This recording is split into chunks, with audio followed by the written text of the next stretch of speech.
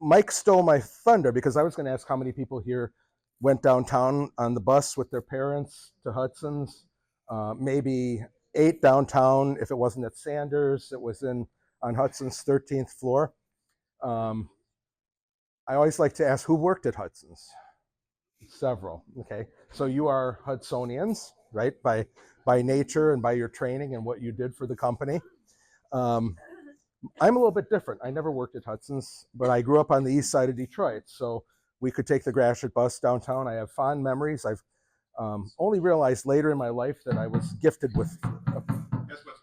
Yes, much better. Thank you. There we go. So I realized that's better.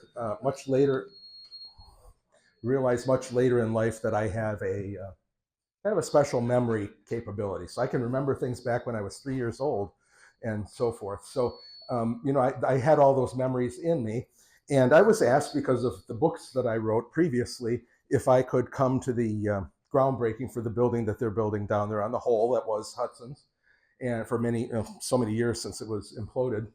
And they had me go down and do a video. And the young lady in the studio said, okay, and this is all through Bedrock, so tell me, what was Hudson's like? Well, so my book is 7 pounds, 550 pages. A week and a half ago, I just got my third printing of 1,500 copies. 750 went to the distributor, 750 wound up on my driveway. 2.5 tons of books, 5,500 pounds that have to be shelved and organized and all that. So it's quite a job. But I threw the kitchen sink at it because I know what Hudson's meant to Detroiters. Everybody loved Hudson's. So all you have to do is mention Hudson's to people, and they go, "Oh, I loved it." And that's why there's a huge crowd here today, because people just are nostalgic for something that we had at one time that we don't have. And in the new book that I'm writing, I just had a little talk with my copy editor because I wrote a sentence, and she said, "It doesn't make any sense. You got to change this." So what I was trying to say was that there was a long time ago, it wasn't that long ago, that every city was different. If you went to Chicago, it was Marshall Fields, right? And they had certain hotels, certain restaurants that really defined that city. Of course, the layout, all this stuff, as an architect, I understand that. But nowadays, everything is so homogenous. And that's what she told me to say. Cities are more homogenous than they were, not a great big long run-in sentence that I use. But anyway, when this young lady asked me to tell her about Hudson's, after I got done, I had given this big, lovely description of all the floors and all the things you could see and do.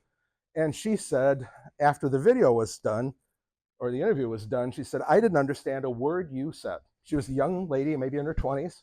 She said, "I shop at big box stores, I shop online, but I would never go up 12 floors to shop, to find something to buy." And I said, "I'm sorry, but you don't know what you were missing, because this was something magnificent." They never used my video in the grand opening ceremony, which is just probably as well. But I want to talk about why this is so important to us. Hudson's was a part of our city, and it's a very special place where the waterway that Mike talked about in the other book that's going around goes horizontal for a while, and it makes Detroit the only place that's north of Canada. And we were a French settlement, as Mike mentioned, with the Provençal family with a French name and other French names. And it was first the French settlement, and then we had the war, the French and Indian Wars, became a British settlement. Then you got to the American Revolution was American, but it retained all those cultural things. And the one person that settled here eventually and founded his business was J.L. Hudson himself. In 1805, the city of Detroit, the French settlement, it was an American city by now because the Revolutionary War was in the late 1700s. Whole town burned down. It was a wooden town. Even the fort that protected it, the stockades around it, were all made of wood. And the federal government sent a judge here to rebuild the city after the fire. And that judge, his name is Augustus B. Woodward. So that's why I like to tell people, I said, I love doing research on this book, because now I know who John C. Lodge was, I know who John R. was, I know who Woodward was, and all these things that you've heard all your life, but you don't really know. And he came up with this modular plan of 30 degrees, 60 degrees, wide boulevards, squares and a grand circus right at the middle. And that whole plan was meant to be repeated and mirrored over and over again, so that you had this city that was modular. One of the unfortunate things that happened at that time was that the strip farms, or the ribbon farms that Mike mentioned, kind of went from the river northward. So there was already kind of a grid in place, and people got tired of dealing with the angles and trying to figure that property out, so they just imposed a grid on it. So there's only a little bit of downtown Detroit that really works according to that plan. And you can see maybe some familiarity there. That's a map from my book that shows all the things you could do in downtown Detroit in the 1950s and 60s. All the theaters, all the restaurants. Hudson's itself, if you've ever been to, let's say, Lakeside Mall, Hudson's itself was bigger than Lakeside Mall in terms of square footage, okay? And here, not only could you go downtown, but you could go to multiple theaters. If one didn't have something playing you liked, you could go to another one. You could go to a play. You could eat in the dining room of a restaurant. You could go to Kresge's. You could go to the courthouse. You could go to the post office. And all these things were located in that concentrated square mile. But it's interesting. You can see some parts of it, like Washington Boulevard there, and there's the one half remaining of the Grand Circus Park that was going to be in the middle of all this. Detroit has often been called the Paris of North America. And it's because of these boulevards and monumental buildings lining the roads and monuments at the ends and everything that it resembles Paris in certain ways. Also, Detroit has its French background. So it looks like it looked like Paris. It's laid out like Paris in some ways. It has that background. Then it has a lot of monumental buildings, libraries, museums, and that they're also kind of like Paris. The only problem is that these boulevards were laid out after the fire in 1805. In Paris, Baron Haussmann laid out the city there and imposed boulevards on kind of a messy medieval city. And especially if you've seen The Hunchback of Notre Dame, that was back in the medieval time. But they he didn't do that until 1845 through 1871. So Detroit had these boulevards in 1805. So I want to just submit before we go on a little bit further and talk about Hudson specifically. Detroit isn't the Paris of North America. Paris is the Detroit of Europe. Right? I'm just saying, I think. So yeah, there you go.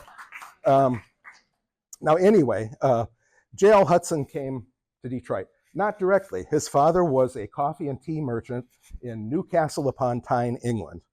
And he wasn't terribly successful, but then he married into a noble family, the Penriths of, the Lothians of Penrith. I had it sounds like an English cracker company or something, doesn't it? Lothians of Penrith.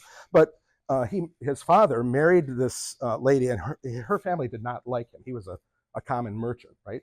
So I think he packed his family up for that reason, mostly because of some of the animosity that was there, and moved to the United States. He thought he could probably do better business-wise in the United States too.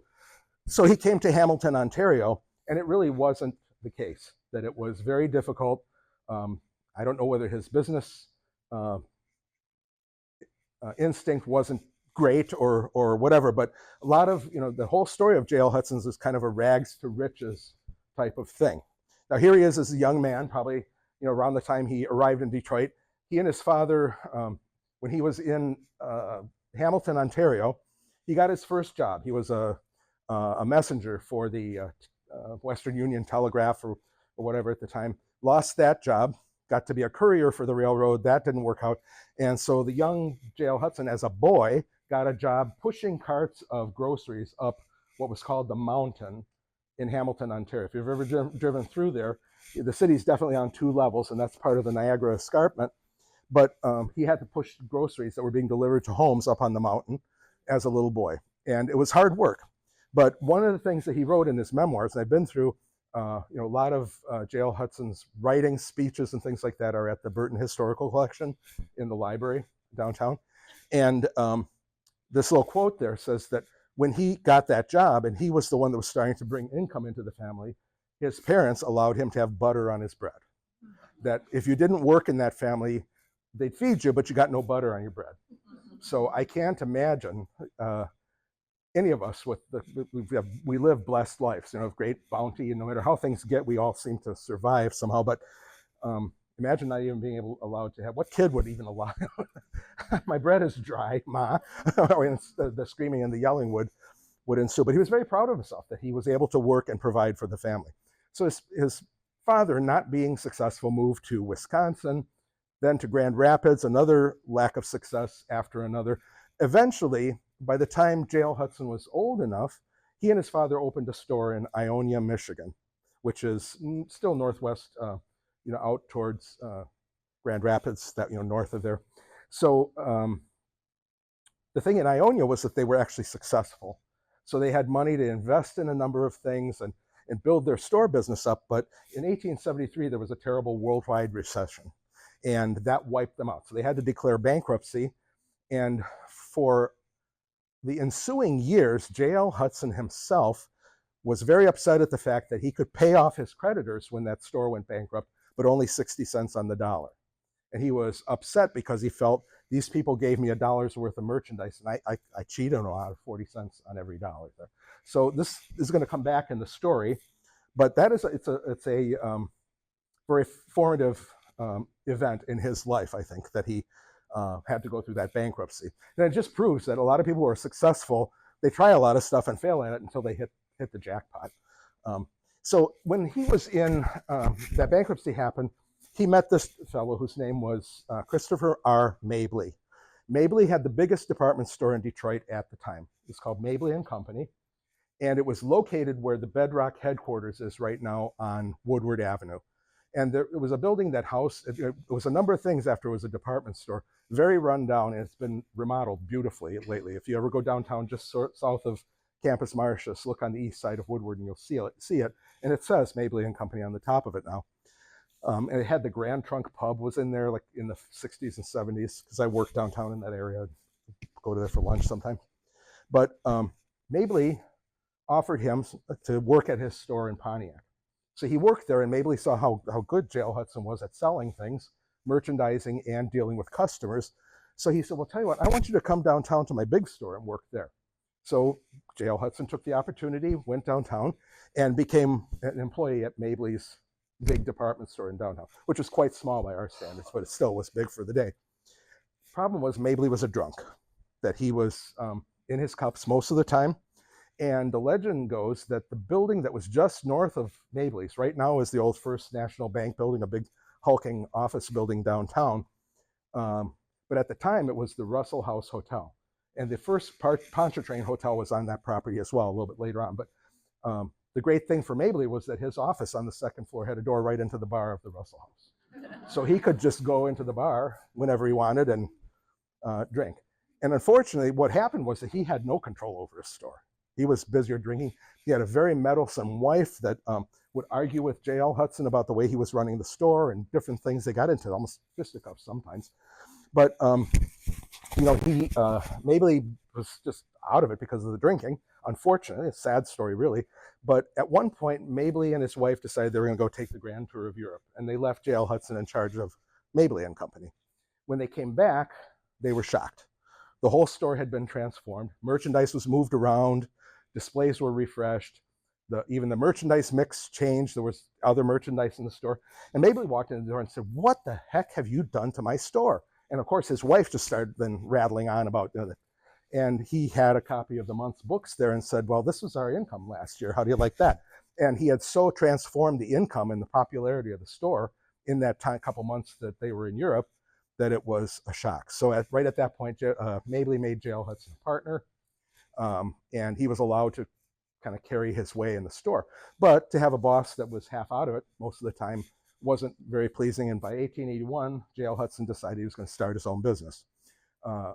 Across Campus Martius, in the same area, there was another department store in Detroit that's going to come back in the story called Newcomb Endicott and Company. And they occupied the first floor of the Opera House building on Campus Martius. When they built a nice new building on Woodward Avenue, that was where J.L. Hudson decided, well, if they were successful there, I'm going to take that space and start my own store downtown. And he was primarily a men's and boys clothing retailer at that point. Funny thing is, though, in the grand opening ad, he had a list of the people that were going to be serving. It said, at my new store, you will be served by, and he had a list of people, formerly of Mabley and Company, so-and-so, formerly of Mabley and Company, so-and-so, formerly of Mabley and Company. And then Mabley's own brother formerly of Mabley and Company. So his own brother didn't want to stay there, but he went with J.L. Hudson because that's where the fortune seemed like it would be. That's the Opera House, and you can see this is a sketch, a nice rendering of that building when it existed, but it says J.L. Hudson Clothier on the above the first floor, and it was just the first floor retail space. He didn't take the stalls and the beautiful proscenium of the Opera House. No, it was just the retail space. A little bit older, another picture of J.L. Hudson as the man. He became very successful as the building grew. He grew out of the Opera House. If anybody remembers where Sanders was on Woodward Avenue, that was the second location of J.L. Hudson. In 1887, he moved across onto Woodward Avenue. And J.L. Hudson himself became known as quite a philanthropist in those days. He became the richest man in Michigan, and he was very well known. He built the first YMCA in Detroit. He also donated the property at 8 Mile and Woodward for the Michigan State Fair. So all the years that I used to go to the Michigan State Fair, that was all really thanks to J.L. Hudson, that was able to be there at that location. 1891, he built this big store on Farmer Street to replace all the places he had moved. He took on a partner that sold home furnishings, so it really became a department store at that point. He had men's, women's clothing, what they would call crockery, which, china and things like that, and then essentially linens and everything. So it became a full-fledged department store around 1891. And of course, this is about they call this the big store. It was made out of red brick and red sandstone. If you look at it on the corners, just notice, kind of looks a little bit like turrets of a castle, maybe. The Hudson family was English, obviously, and a lot of those things informed the business as time went on, too. But when this store was built, Hudson was at his most prosperous. So what he did was he went back to all the creditors that he felt he cheated in the past and sent them all the money that he owed them with interest over the last, from 1873 to 1891. What happened at that point, he felt that he finally had the burden off of his back, that he had cheated people. But all the bankers, all the wholesalers that received this money from him, then turned around and sent him gifts, sent very florid letters that I've read down at the library that said, "Mr. Hudson, we'll do business with you anytime. Because if you can remember something like that over a period of 18 years, you must be a very honest man." And so everybody said, "You need a loan for your business? Come to us. We'll take care of you." Because they knew that he was quite something different as a businessman. He wasn't one of the robber barons of the age that sought to just monopolize and control everything. He wound up, because his store was so good, it naturally dominated the retail scene. So this building was built in 1891. It was called Hudson's Big Store. Obviously, nobody knew what was to come. 1893 was the year of that big exposition in Chicago, but it was also another bad depression that really damaged business. At one time, J.L. Hudson had stores in, obviously, Detroit, Toledo, Cleveland, Buffalo, Sandusky, Cincinnati, St. Louis, St. Paul, Missouri, and Louisville, Kentucky. During that recession, he basically lost most of those stores. He closed them because he couldn't. It was too hard to manage that much property in the day that was that far away from Detroit. This is the coat of arms of the Hudson family right here. And it shows what looks like a rook in chess, but it's also part of a castle. So that represents Newcastle, where the Hudson family came from. And this is Henry Hudson's ship on which he did all the discovering of the Hudson River and Hudson Bay. It was called the Half Moon. So I don't believe they were really, the two families are related, but they paid homage to, sorry about that, paid homage to, one more.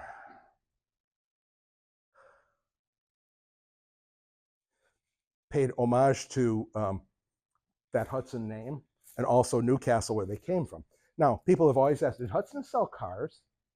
They did not in their stores, but J.L. Hudson was single. He never married. He was engaged toward the end of his life, but nothing came of it. They never were able to get married because he died. And he was the patriarch of his family.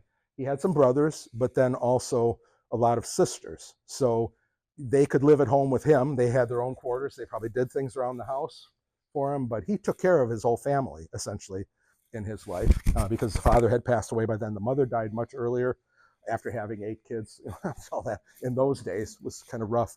But one of his nieces married a fellow named Roscoe B. Jackson, and he was a very intelligent guy that was interested in automotive and wanted to start a car company.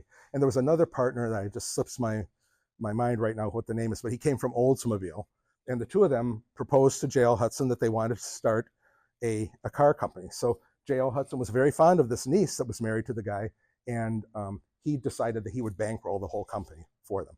So J.L. Hudson was the honorary chairman of the board of the Hudson Motor Car Company, and that company went from building economical but really fast and kind of powerful cars that were really, really well appreciated in the day, all the way up to, they were sold to American Motors in the 1950s, but they were the first real successful NASCAR vehicles and things like that. So it was a well-known, unfortunately, nobody even knows much about it anymore, but he started this, he did bankroll this automotive company. So they didn't really sell cars, but it was very much involved in it. And you can see that by the late 1910s or the aughts of the beginning of the 20th century, he was getting older already. He was born in 1838, and this picture might have been taken around 1910.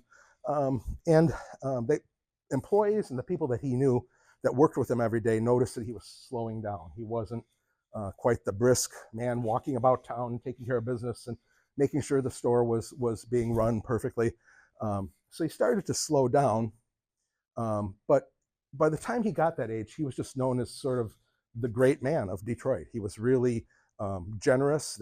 At the time, there was no such thing as a retirement plan or a pension or a 401k, but he took care of his employees mostly. That if somebody came to him with a problem, they said he always kept a stack of 20s in his desk. And if somebody came and said, "Oh, my kid's sick and I needs this and that," he'd hand them some money and say, "Well, just take care of it. If not, come back. I'll take care of you." And so he was known for that kind of generosity. And there's an interesting anecdote that I like to tell about a man in Detroit whose name wasn't written down in history, but I read this through one of the Hudson Press pieces from that day, or from the newspaper, that this man had been convicted of manslaughter. I don't know what he did, but somehow somebody died as a result of, let's say, his negligence. So once he paid his debt to society, he served out the jail term that was prescribed for him. And as you know, you get out of jail and you've got a reputation, right? So this guy wanted to start a business and go back into some prosperity, but couldn't do it. So he actually went down to the store, asked to see Mr. Hudson, and J.L. Hudson received him, and he told him his whole story. And J.L. Hudson said, I think your idea for a business is a really good one, but he said, I can see where you're having trouble, but all you really need is some publicity. You just need somebody out there to kind of push you a little bit. So tell you what, I'm good friends with the editor of the Detroit Free Press. Let's take a walk over down on, I don't know if it was on Lafayette or Michigan Avenue, wherever the Free Press was at the time, and we'll go talk to him. So the two men went out on the street and walked down to the Free Press and talked to the editor, and the editor said, yeah, I could do an article on you. We could put some ads in the paper, and then you get some financiers, and we can get this started. So J.L. Hudson went back to the store, and a little after that, the editor of the Free Press called him and said, Joe, you didn't need to take time from your busy schedule to bring that guy over. You could have just called me. I would have received him. And he said, why did you? He said, no. He said, I needed to walk there with him because I wanted people on the street to see him with me. Because if people saw him with me, that meant he was all right.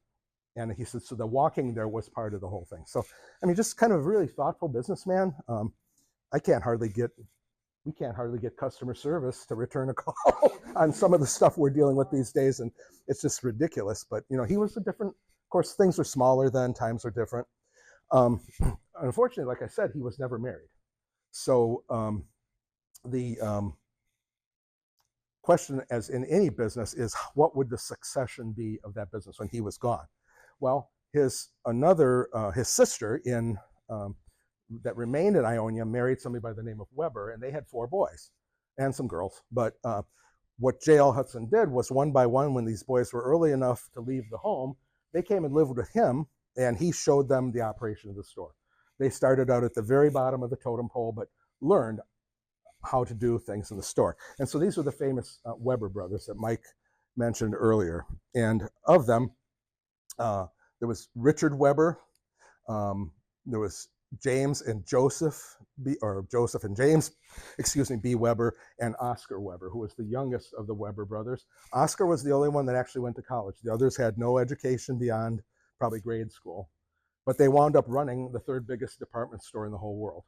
And really, Hudson's became what we would remember it as because of the Weber brothers. That they even admitted at the end that they said J.L. Hudson, he was really into like buying stuff, buying stock out of a bankrupt store and bringing it all in the store and selling it at closeout prices and things like that. But they saw something different for Hudson's, a bigger, more high-end kind of future, and really transformed it. So the first budget store, if anybody, I didn't come from a wealthy family. My mom thought Hudson's was a little too expensive for us, but she loved the budget floor. You know, she'd go there all the time and shop on the budget floor. So that was I believe Oscar's decision in 1915 to incorporate the basement store. And then the two brothers in the middle were twins, and that was James and Joseph Weber, but nobody knew them by those names in the store. They were merchandisers, so they were the ones that decided what departments the store would have, what the merchandise would be in the store, the pricing, anything regarding merchandising was their bailiwick. And because they chased each other around the store, fixing up displays and making sure the merchandise presentation was excellent, they were known as Tom and Jerry. So nobody called them Joseph and James, as Tom and Jerry, because they were always seen chasing throughout the store. And Oscar was Richard was the executive president of the store, and then Oscar was the operations guy that really got Northland and Eastland going and things like that, and had that store build up as big as it did in the early years in Detroit.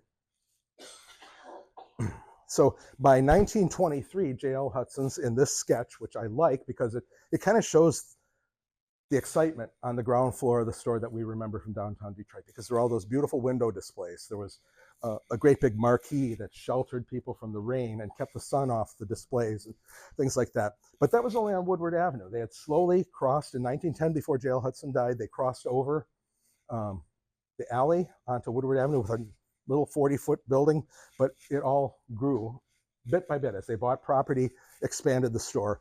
And in 1923, it had a whole Woodward Avenue frontage. So it took them a while to get onto Woodward Avenue. When J.L. Hudson built that big store, they said, "You're a fool. You're building on Farmer Street. Hudson, Woodward's the place to be." Well, Detroit came to Hudson's. They didn't come to Woodward. They came to Hudson's pretty much. And Hudson's went to Woodward afterwards, is my point. And in 1925, this is a little bit before 1925, this is the other corner of Hudson's. Woodward is back there. This is Farmer Street. They tore that big red store down and built the first part of the Farmer Street building. And it's got this little odd looking, at least to me as an architect, an odd looking appendage at the top of it there that doesn't look right there, because it's on one end, it looks like it's gonna fall over. But the thing was, they could not expand over the whole block, because Newcomb Endicott and Company, that was in that opera house before they were, had moved on to Woodward and then built these big buildings here. And one of these was only probably 10 years old when this photo was taken. So if Hudson's wanted to expand more, they couldn't do it on the block because that company was in their way. I call this picture the Clash of the Titans. You had the two biggest department stores in Detroit at the time. And so what did Hudson's do in 1927? They bought out the Newcomb Endicott Company and tore those buildings down, no matter how new or how viable were. They tore them down so that they could complete the rest of this building and make that little appendage not look so weird. But at that point, Hudson started to take over the whole block. So that was the Farmer Street building of 1925.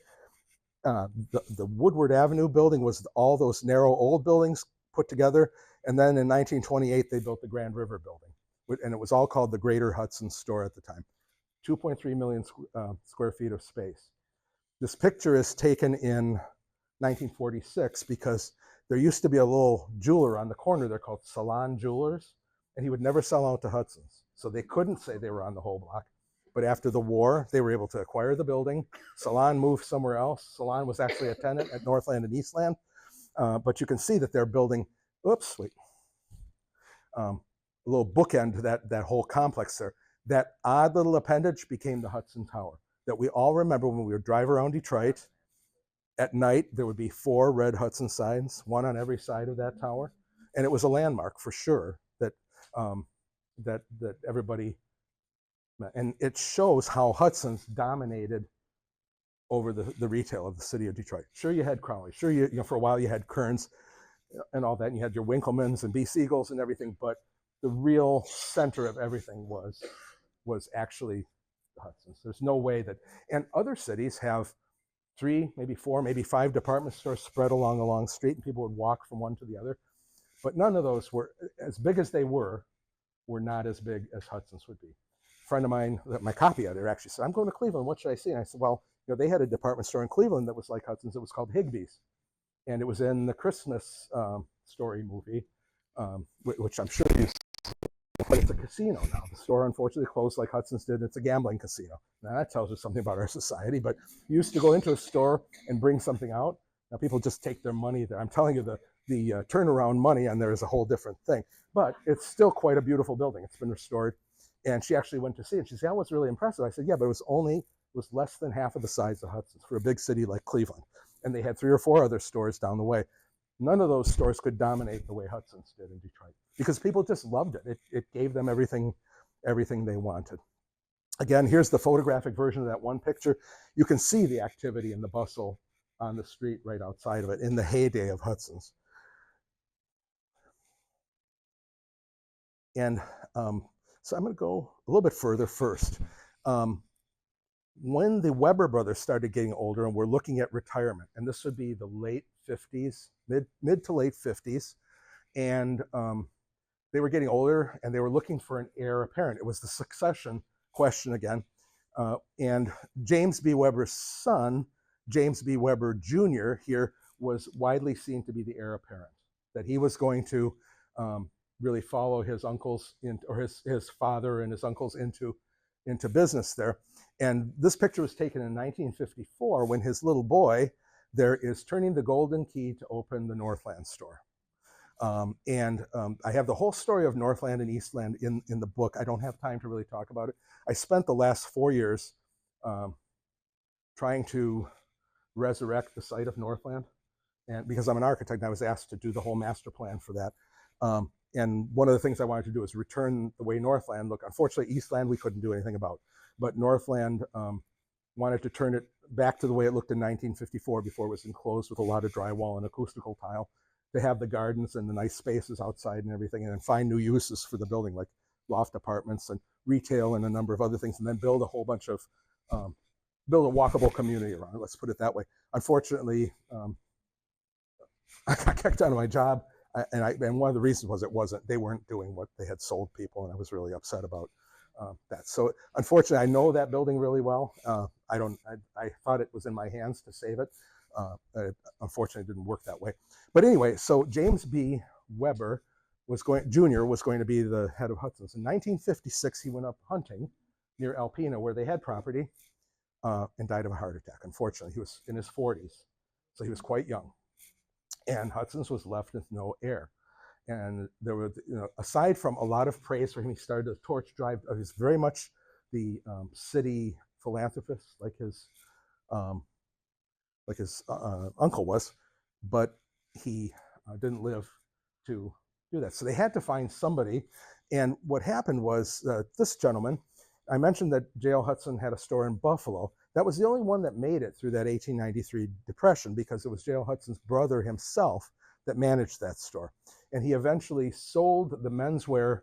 It was still a menswear and boys wear and maybe ladies' clothing, sold it to a department store in Buffalo that existed up until the 1990s. It was called AM&A's. That's a long name, and they just abbreviated, used the initials.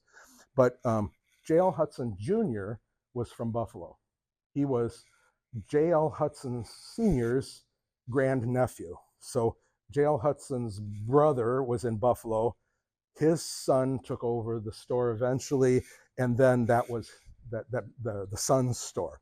And they all somehow, it was, I believe it was Robert Hudson that was the Buffalo guy, and then there was Joseph L. Hudson, and then his father was Joseph L. Hudson Jr., or called himself Joseph L. Hudson too.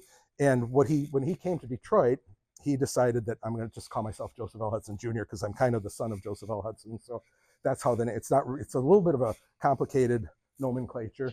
A lot of people think he was the son of J.L. Hudson. It's not true. It's a nephew from another town. But he was very young. He had gotten a good education out east, married a socialite who still lives here in Grosse Pointe. And he asked his uncles in the Webbers in the Detroit area, can I come and take a job with the company? And they said, sure, but you'd have to pretty much start at the bottom like anybody else. So he came with his wife, moved to Detroit.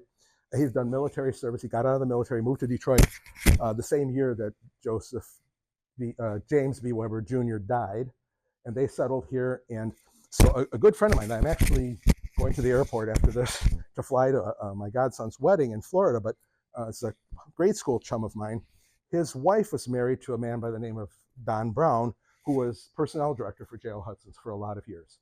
And so she's provided me with a lot of interesting stuff about Hudson's, but Don Brown was quite a smart guy. He had a master's degree from Wayne State University in labor relations. So they recognized him. He had a big write-up on his thesis in the Detroit Free Press. So they hired him. Hudson, the Webbers hired him. And he later in the newspaper quoted saying that the Weber brothers didn't even know what they were getting when he came to Detroit, because he took on that job as the leader of J.L. Hudson's, like to the manor born, that he really came to love the store. He came to be a Detroit fixture. I don't know if anybody here knew him at all. They live in Grosse Pointe. His wife Jean was a socialite, beautiful woman that she was on a lot of clubs and committees and things that did good for Detroit. So he became a real respected businessman in Detroit in the years. Now, the other thing that I know is we've got a friend that worked, I think, in the accounting department at Hudson's, and she said, well, I always knew that when J.L. Hudson Jr. would be coming, if he came into our accounting department, next thing you know, you'd see all the eyes like going up above the cubicles. The ladies would want to catch a glimpse because he was a very good-looking man. And she said, people come in, it's like almost swooning going on, and because everybody loved J.L. Hudson Jr. Another great story is another man that was working there that told me, he said, well, what happened one time was I worked a little late and I got in the elevator, come down. Well, who was in the elevator but J.L. Hudson coming down from the elevator floor? And he said, what? He said, I was taken aback because I was a little scared. The boss might not like something about me or whatever. And he said that Joe Hudson turned to me and said, tell me, you're working late, eh?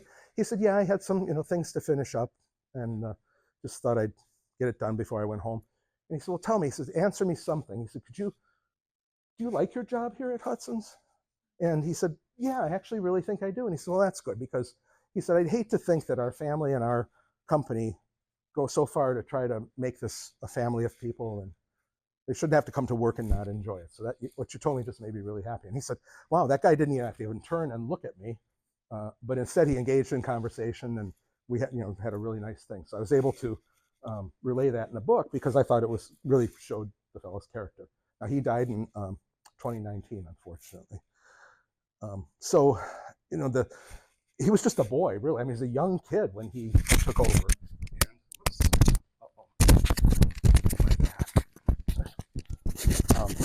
So he was a young kid, very, very youthful.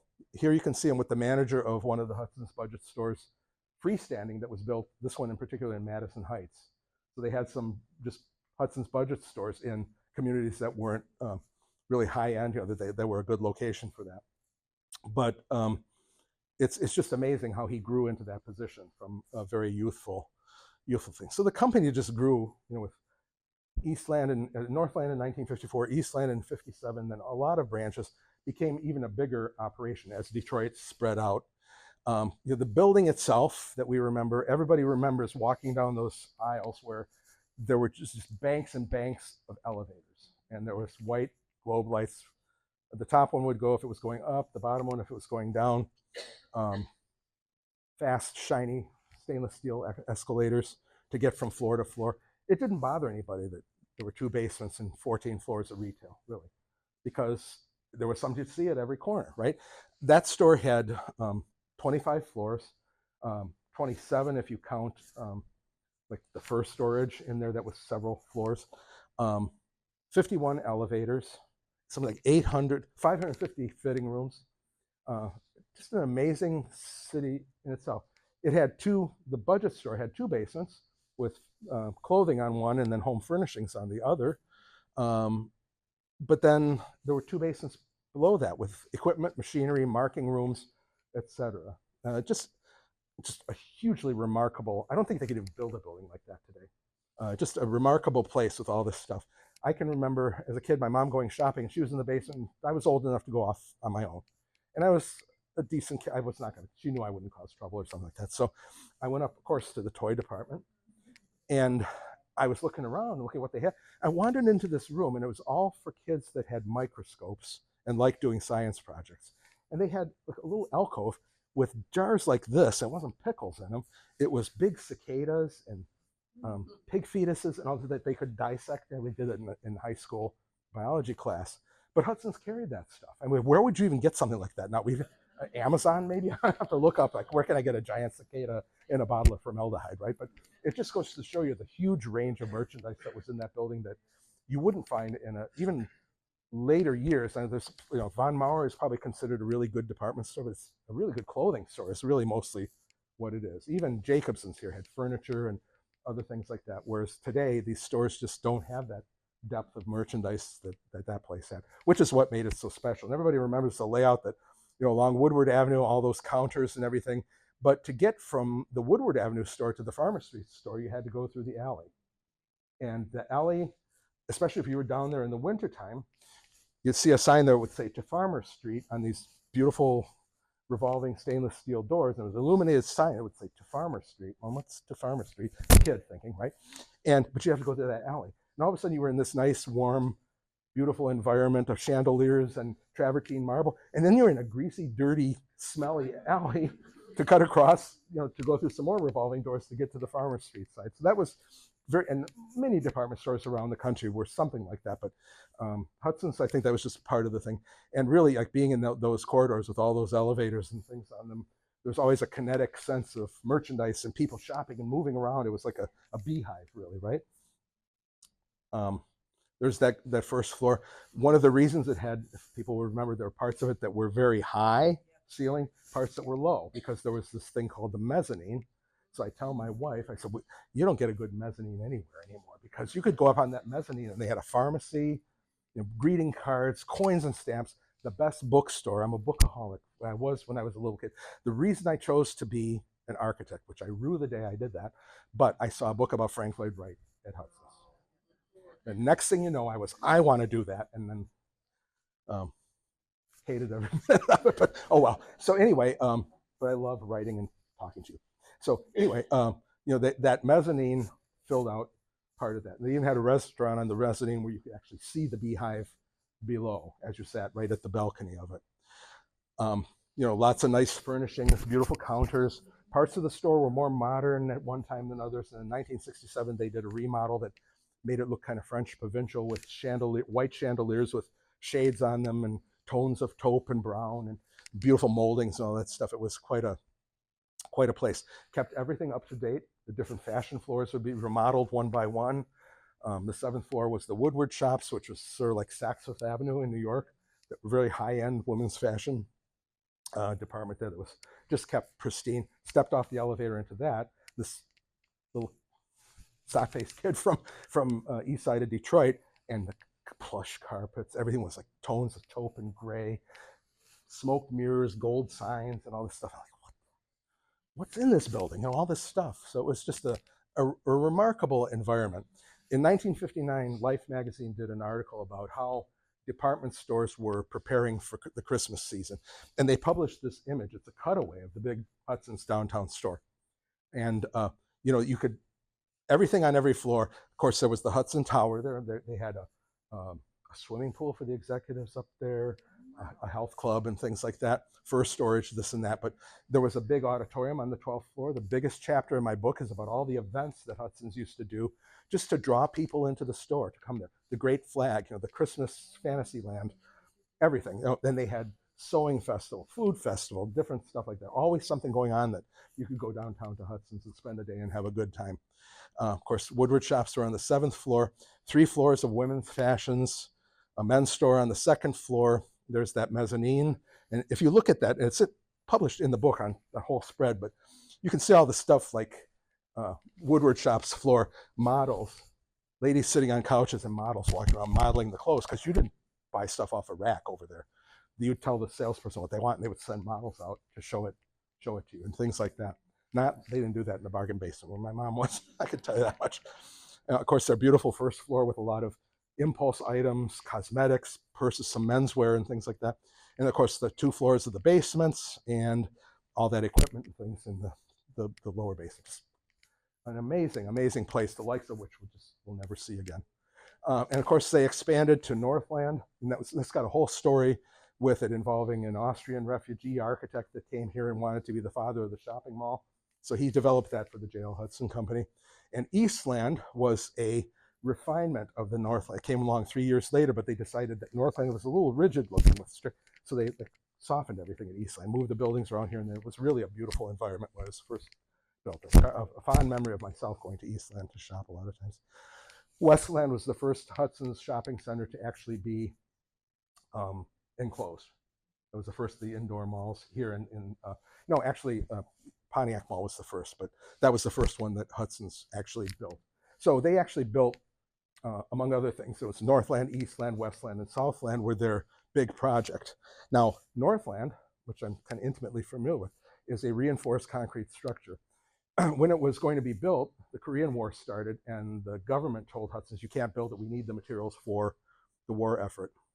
So the architect and Hudson's got together, they talked to the government and said, well, what we're building here for you, because it had a basement that was all concrete, we're building you a bomb shelter for 100,000 people. And we're going to build one at Eastland. And like 3 weeks later, guess what? The government released all the restrictions and they're building Northland. So it's got an interesting gestation to, of course, Oakland Mall. And then they, went to other places in Michigan like Grand Rapids and Saginaw and all that. So you could say it was a Michigan institution beyond just a Detroit one.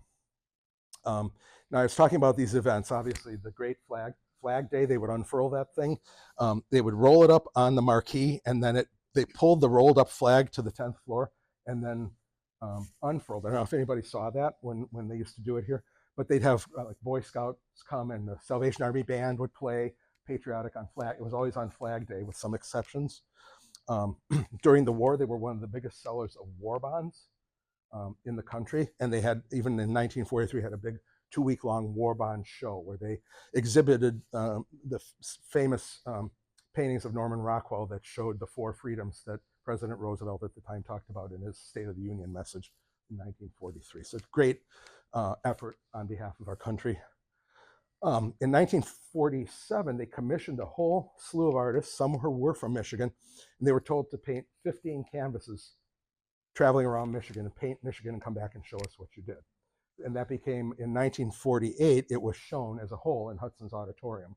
And this is the exhibit catalog from it. And some of those paintings still exist, and they were given away to cities around the state after they ceased to be shown.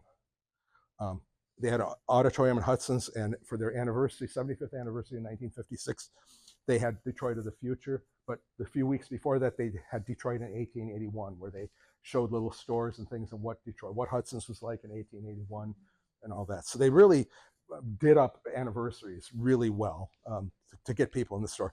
Flower shows were a big thing. The first real big flower show they did was in 1961. You can see this picture, all these people standing in Hudson's and their heads are up because they had all these beautiful tropical flowers and things like that. And then years after that, it took on a theme every year. So there was a Hawaiian flower show, and then a Mexican flower show, and then a tropic flower show. And I remember going in 1967 to the Japanese flower show, and I begged my mother to buy me that origami paper because we saw a demonstration of a lady making that. It was so fascinating to me that you could take paper and fold it, all that stuff. So my mechanical mind kind of just took it. Of course, the fireworks were a big deal in Detroit. In the 1960s, there was another event that became very famous. It was called the Good Old Summertime. So at that time, they took the display windows on the street level and they took out the glass, but they made little shops in it. So it was like an old-fashioned candy shop, an ice cream parlor, a photography shop where you can get portraits taken in old clothes. They had bands, Papa bands on the floor and up in the auditorium, Keystone Cops on stilts, and Uncle Sam and all this stuff to entertain people. It was so popular, it was going to run for a week. And one of the newspaper columnists at the Free Press said, I got to go back. I want to go. I took my family to this. It was so fabulous. I got to go back. So they extended it another week. And then finally, it was always a 2-week event. Then everything kind of stopped after 1967, these big events. Stars came to J.L. Hudson's. So you see Kirk Douglas there promoting a movie. Gloria Swanson, right after she did Sunset Boulevard, she had a line of dresses that she promoted. So she would come and do fashion shows at Hudson's. My favorite, Joan Crawford. She also wrote books. She wrote art books, cookbooks, and things like that. So she came into the bookstore, but she also had a line of hats that she modeled. So she was just to Hudson's modeling hats one time. And then who could forget the Galloping Gourmet, Graham Kerr, and they had a demonstration kitchen on the 10th floor in the housewares department, and he would come and do a show for people, and probably drank a lot of wine as well, because that's what he was noted for, right? And of course, restaurants were a big thing at Hudson's. All Hudson's stores had a restaurant. Some had a cafeteria and a restaurant. Sometimes the bigger ones in the basement, they had a small cafe and things like that. But really, it was the 13th floor in that giant building. And there were several restaurants. Originally, when the building was built, there was the Early American Room on the 13th floor and the Georgian Room. And then there was something called the Pine Room, which lasted the longest because in 1958, well, there's the mezzanine dining room that looked over onto the first floor on the farmer's side. And in 1958, the Early American and Georgian rooms were combined into a much more modern setting called the Riverview Room. And it's very unique because they opened up the windows bigger so that there's more of a view to the river from that 13th floor space. And they had an artist from Birmingham painted these murals of traffic and activity on the Detroit River, which you can see there with kind of a skyline and those freighters going by in a tugboat. But the chairs were up against a railing, and there was a little tiled pool on the side there, so that you actually felt like you were sitting on the water at the railing of a ship or in a restaurant, there. And like restaurants, nobody does that anymore. Bake Shop was very famous for their baked goods. The almond tea ring was one of their big things. Now, of course, in the restaurant, it was the Maurice salad and the chicken pie were their two famous. The chicken pie is more of an English chicken pie as it is a chicken pot pie. Nowadays, they serve Marshall Field's chicken pot pie. If it's got peas and carrots in it, it's not a Hudson's, because the Hudson's pie was just chicken and gravy. Yeah. And I hate to break anybody's heart because I know the true story of the Maurice salad. So the rumor, the story, the apocryphal story around town was that the Maurice salad was concocted by a chef named Maurice at Hudson's. Not really true. I did the research. There was a band leader in Cleveland by the name of Maurice Shpitalny. He was a Ukrainian Jew refugee from Russia at the time, and his mother was a famous opera singer from Odessa, but he was a band leader in Cleveland, and he kind of wore himself out because he was so in demand in Cleveland that he moved to Pittsburgh and took a job as the band leader in the big dining room of the William Penn Hotel, which is the fanciest hotel in Pittsburgh. To this day, they have the Maurice salad on their dining room menu. He would go in before his rehearsals for the evening, and the hotel would let him eat. And they'd say, well, what do you want? He said, I want a salad, and I want turkey in it, and or chicken, and I want this. And the Pittsburgh version of the Maurice salad, eventually the chef, when they would say, get a Maurice salad, that just became the Maurice salad, and they had it in the dining room. Eventually, the owner of the restaurant in the Holland Hotel in Cleveland visited and took it back to Cleveland. And this was all in the 40s, 50s. The Pittsburgh version has no ham because Maurice Shpitalny was Jewish, so he didn't eat ham. But it did have red pepper relish, which we don't have. That's no Maurice salad to us. So, and when it came to Cleveland, it got the ham added, and the Maurice, the red pepper relish disappeared, and the dress, all this. So it eventually came, the earliest I could find is in the 1960s, really, them talking about Hudson's having Maurice salad. And there's tons and tons of old Hudson's menus at the Detroit Historical Society from the 30s, 40s, 50s. They don't mention Maurice salad at all. So I have to guess that it came a little bit later. But that's the true story of why it's called a Maurice salad. It comes from Pittsburgh. So Detroiters will hate me, right? Because I had to spoil their world with the truth. Now, people that worked for Hudson's were Hudsonians. This is Don Brown. It's his retirement party. They pulled out Santa's chair for him to sit in, and he's got, because there was a heavy smoker, they put a butt can around his neck. And there's J.L. Hudson Jr. Roasting him for his retirement. And this lady was named Marilyn Coe. She was the fashion maven. I think she was a Grosse Pointer too. But she was like fashion. She knew everything. She could walk into any fashion studio in Paris, Dior, Givenchy, or anything like that, and they knew her by name because she bought for this giant store. So everybody's like, whatever she wants to. And so she had a lot of stories and a lot of things, but she wrote columns in the newspaper about what women were wearing and that kind of thing. Became a celebrity in and of herself. Nice lady. But my favorite story about her was that she was at a fashion show in New York, and it was Yves Saint Laurent was fashion show in the 70s. And that year, his concept for fashion was that all women were going to look like lumberjacks. They were going to wear flannel, plaid jeans and have very big, heavy boots, with laces on them and stuff like that, and rubber treads and everything. And so she's sitting at a table, but who's sitting next to her but Zsa Zsa Gabor? And during the show, Zsa Zsa Gabor turns to her and says, "What woman would want to look like that?" So she put that in the newspaper in one of her articles. That Zsa Zsa was not amused at that show that year. Of course, everybody remembers the elevator operators, who were actually paid more than the salespeople, because they had to know what was on every floor. And it was a well-known fact that if a child got lost, if parents took their child to shop at Hudson's, they said, if you get lost, you don't know where we're at, just go talk to an elevator operator, because they would call somebody over and get the child reunited with the parents. So that was a Hudson's tradition. That elevator, they cranked it with our same friend that worked in the accounting department. She said one Sunday she was there, and she and a guy that she kind of liked, they decided to, like, on a Sunday it wasn't crowded, so they got in an elevator and they were trying to operate it. And she said, we cranked it up and down. It was bouncing and bouncing. She said, I don't know how those women got the floor and the elevator to, and like that. She said, we sure couldn't do it. And we were just like fooling around, exploring the building at the time. My copy editor's mother, Charlotte Novoselsky, I didn't talk about that. Hudson's had a hospital on the 12th floor. And I think it went to the 10th floor eventually, but this was something before J.L. Hudson died. He decreed that the hotel would have a hospital because they had no health insurance then. So they had doctors.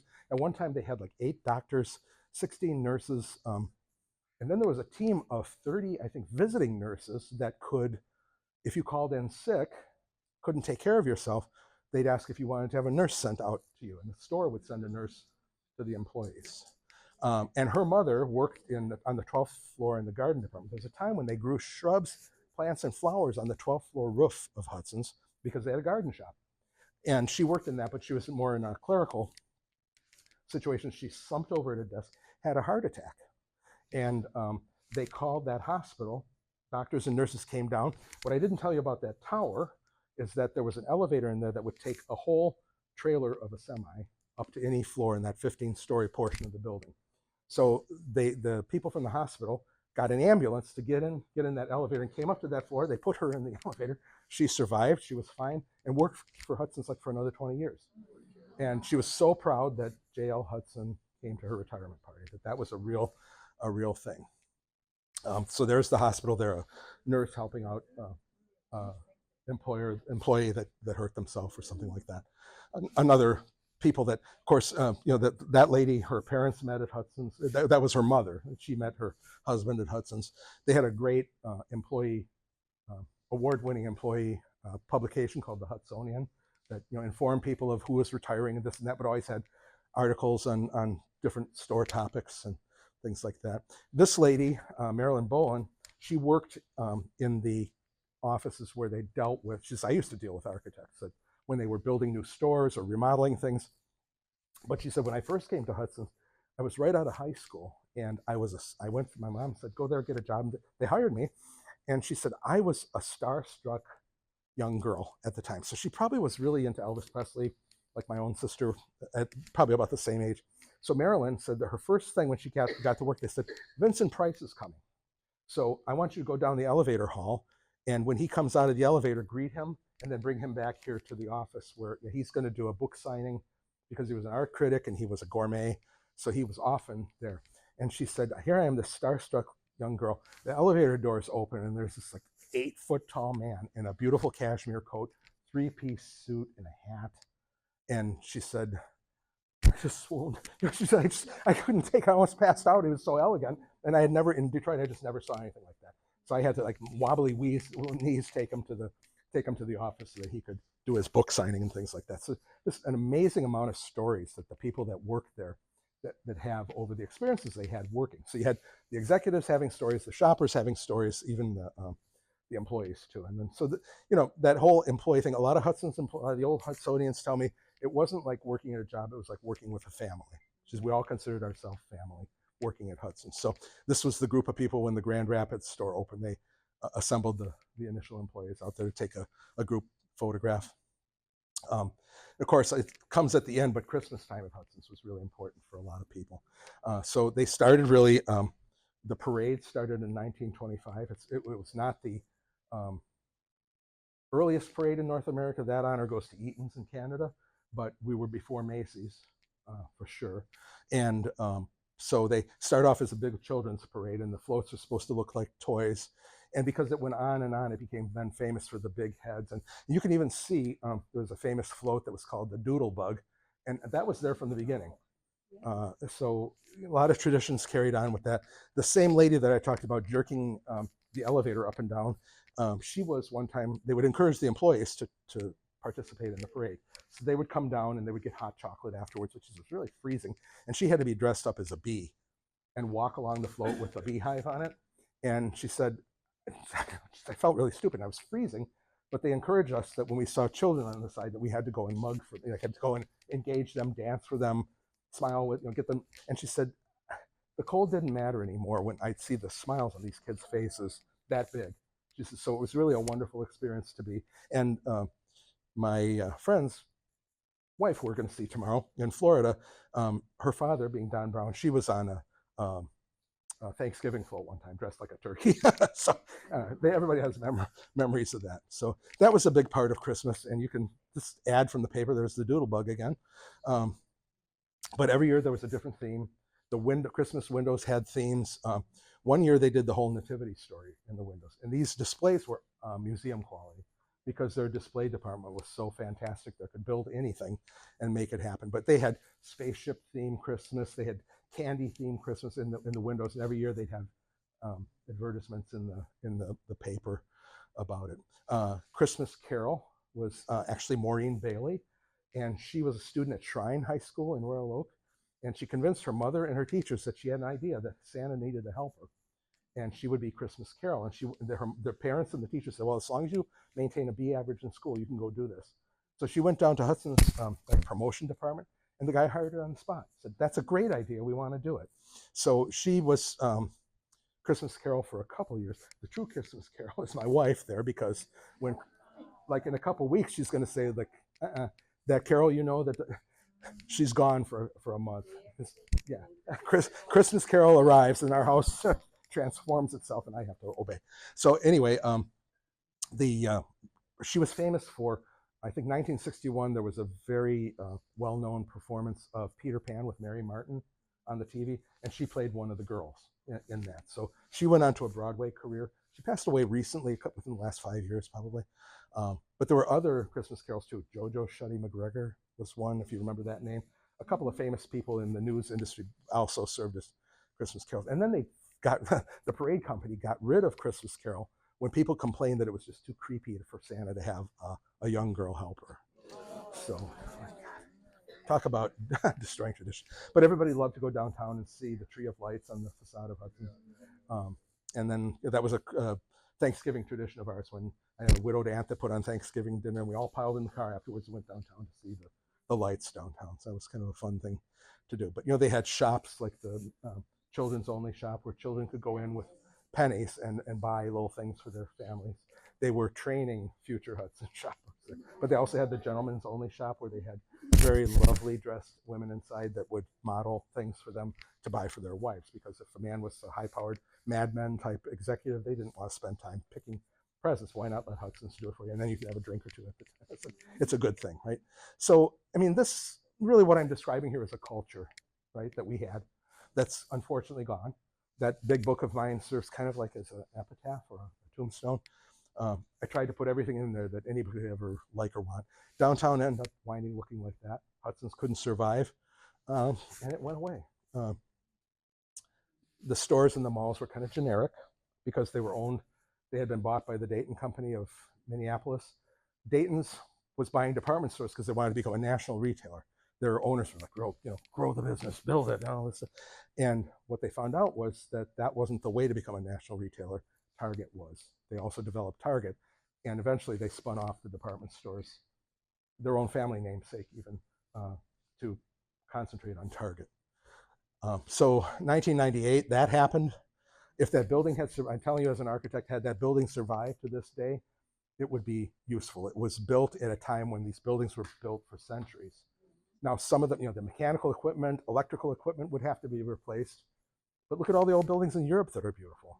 And many of them have been gutted and rebuilt over and over and over again, but we just couldn't see our way to that in Detroit at the time. They wanted it gone, I happen to feel. But you look at that and there's all that beautiful detail in the building. I had a sort of a philosopher, comedian, saw on his website one time that the quality of a society is directly proportional to the amount of detail is on the buildings where you can't even see it. So way up on that tower and up on the cornices of the building, there's that exquisite sandstone detail. I know I'm like in my architecture area here, but I think it's true. Beauty should be in everything we look at and should be given to the public, I think, no matter where it is. So, I wrote the book. It's been a great success. I lost my job and now I'm a full-time author and publisher. And I did that turnaround really quickly. So I'm selling it at a little special price today. If you have one already, I'd be happy to sign it for you. I also have done, you can get it online too. I've got some, if you'd like, I have some bookmarks up here. If you're a good reader, you could have bookmarks. I also wrote a book about Jacobson's, like Mike said, followed that up with a couple others, including one about our other department store, Crowley's, who the owners were also Grosse Pointers. And it was very easy for them. Jenny Crowley would take the bus every day when she was like 88 downtown and walk around the store and talk to salespeople and stuff like that. Fascinating people, really, in all these things. So, and I wanted to have it done by this Christmas, but it won't be. This book tells the story of the fabulous passenger steamships we had on the Great Lakes, where you could take an overnight trip to Cleveland, Buffalo, Mackinac, Chicago. Great history. I've found so many details, and then I tie in Maurice Batalny, the band leader, because he played on one of these boats too, and a variety of other things like that. It's just a fascinating history that nobody knows. So I just encourage you to look for that. I think it'll probably be on the market by March, maybe. So I want to thank everybody for all their time. I know I ran over, and I